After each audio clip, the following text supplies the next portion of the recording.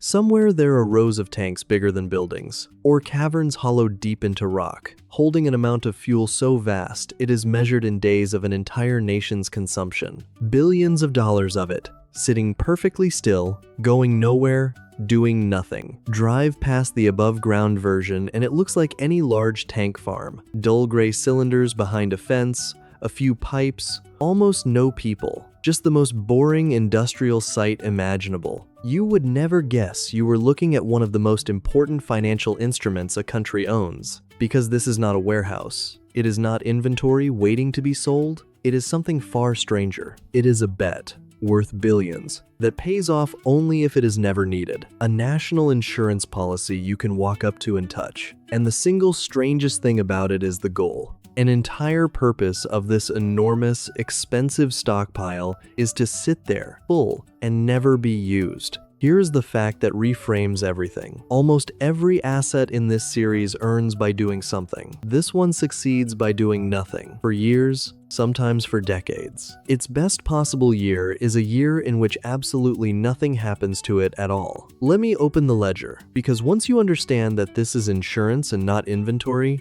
everything about it makes sense. Why it looks so boring, why the state pays for it, why the pressure to use it is the greatest threat to it, and why the best possible outcome for one of the most expensive things a country owns is that it does absolutely nothing for a generation. Why it exists. Start with a simple, frightening reason a country builds one of these. A modern nation runs on fuel. Everything. Transport, food distribution, the military, emergency services, the entire economy depends on a steady flow of it. And much of that flow, for many countries, comes from somewhere else. Across borders, across oceans, through a small number of vulnerable routes. Now imagine that flow stops. A crisis, a conflict, a disaster, a sudden cut in supply from abroad. Within days, a modern country in that situation is not inconvenienced. It is in danger. Shelves empty, transport halts, the economy seizes. A strategic reserve exists for exactly that moment.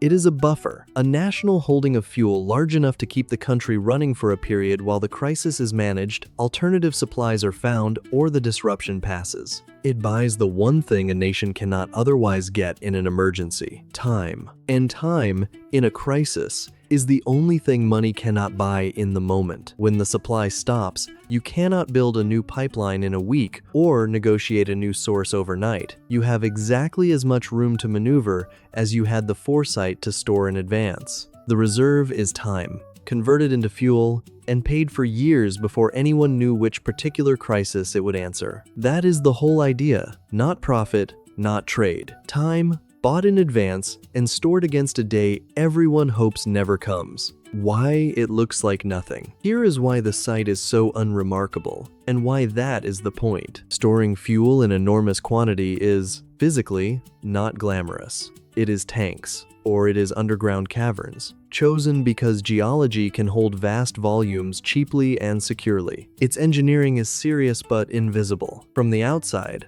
a strategic reserve is deliberately, almost aggressively, boring. That plainness hides the real nature of the thing. Every other large industrial site you pass is busy. Trucks come and go. Product flows in and out. Value is being created and sold every single day. A strategic reserve does the opposite. Its entire job is stillness. Fuel goes in, and then, ideally, nothing happens for a very long time. So you are looking at a site whose success is measured by its lack of activity. A quiet reserve is a reserve doing its job perfectly. A day it becomes busy. The day fuel starts pouring out of it is the day something has gone badly wrong for the whole country. That is a strange thing to build. A vast, expensive facility whose finest hour is one that, by design, may never arrive. It sits oddly with every instinct we have about value. We are trained to think an asset should work, produce, earn, justify itself with activity. This one justifies itself with restraint. It is the fire extinguisher on the wall that you pay for, maintain, and inspect for decades, hoping with all your heart to waste every penny of it by never once needing to pull it down.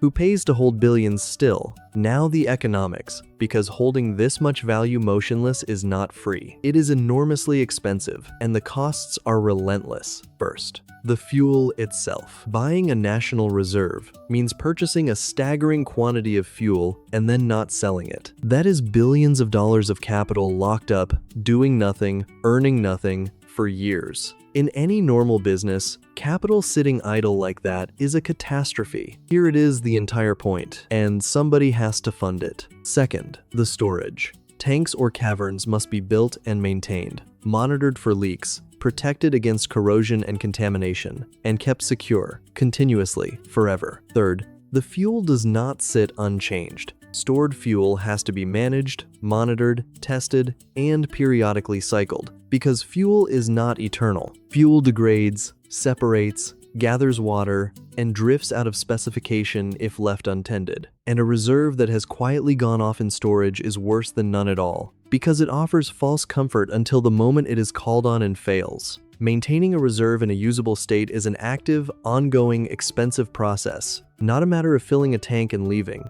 Fourth, security and readiness. A reserve must be defended, and it must be capable of actually delivering its fuel quickly in a crisis, which means the pipelines, pumps, and distribution links all have to be maintained in constant readiness for a day that may never come. So, who pays for all of this? A nation does, because no private business would ever hold billions in capital deliberately idle, insured against a disaster it hopes never happens, earning nothing for decades. It makes no commercial sense whatsoever. It only makes sense as national insurance. And only a government thinks on that timescale and carries that kind of cost for that kind of reason. And that is the deepest reason it cannot be privatized. A private owner is answerable to returns, to shareholders, to the next quarter. Idle capital is a failure to be corrected, not a strategy to be protected. Hand a strategic reserve to the market, and within a few years the logic of profit would draw it down, hedge it, trade it, and optimize it into something that is no longer a reserve at all. The discipline to hold it still is precisely the thing a commercial owner is structurally unable to provide. The paradox of selling it. Here is where it becomes almost mind-bending, and where the trap lives. A reserve is worth billions. It is a colossal, liquid, valuable asset just sitting there. And the pressure to use that value in ways that quietly destroy the whole point of it is constant. Think about the temptations. Fuel prices are high, so why not sell some of the reserve and take the profit? Or the budget is tight this year, so why not release a portion to raise cash? Or prices are low, so surely we can trade the reserve cleverly, buy low, sell high, and make it pay for itself? Every one of those ideas treats the reserve as inventory. And the moment you treat a strategic reserve as inventory, it stops being a strategic reserve, because its entire value is in being there, full, on the one unpredictable day it is needed. Sell it down to make a profit, and you have cash and no buffer. Trade it cleverly, and one day the crisis arrives while you are between positions, and the buffer that was supposed to save the country is somewhere in a market instead of in the tank. That last temptation is the most dangerous, because it is the most reasonable sounding. Buy low, sell high, let the reserve fund its own upkeep. It even works, for a while, in calm years, which is exactly what makes it lethal. Every profitable trade builds confidence, and confidence builds the habit of treating the reserve as a portfolio. Then the crisis comes, as it always eventually does, on no schedule and with no warning, and finds the buffer half deployed, mid-trade, unavailable. A reserve managed for profit is a reserve that will, sooner or later, be absent on the one day it was built for. Value of a reserve is not the money it represents. It is the certainty that it is full when the alarm sounds. That is the paradox. A reserve is only doing its job when it is a huge pile of value that everyone is disciplined enough to leave completely alone. The moment it is treated as a source of profit or a rainy day fund,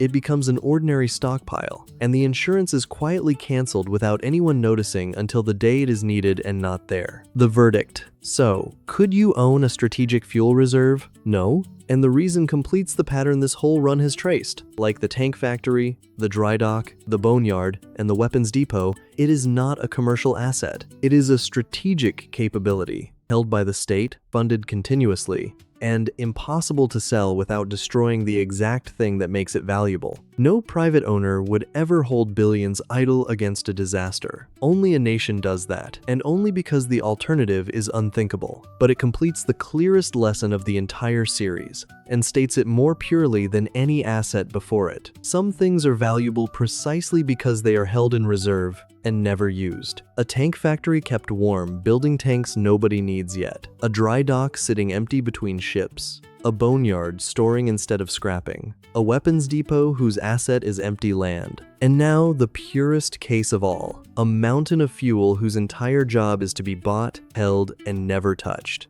There is no good year and bad year here in the ordinary sense. A good year is the boring one, where prices are managed, the fuel is quietly maintained, nobody raids it for a quick profit, and the reserve sits, full and ready, doing its silent job. A bad year is the one where the discipline breaks. The reserve is drawn down for a reason that felt smart at the time, and then, later, the crisis comes and the buffer is thinner than it should have been. Or worse. The year the crisis comes and the reserve does exactly what it was built for, empties to save the nation, and is remembered, correctly, as the best money the country ever spent. Same fuel. What separates them is whether it was treated as insurance or as a piggy bank. Every other asset in this series is judged by what it produces, how much it earns, builds, moves, or makes. A strategic reserve is judged by what it endures, by its ability to sit, full and untouched, through every temptation to use it, every budget that eyed it, every clever trade that could have raided it, and to still be there, complete, on the one morning the country wakes up and desperately needs it. You are not buying fuel to use it. You are buying the certainty of fuel you hope to never use, and paying, every year, for the profound and expensive discipline of leaving a fortune completely alone, so that on the worst day imaginable, the answer to the question,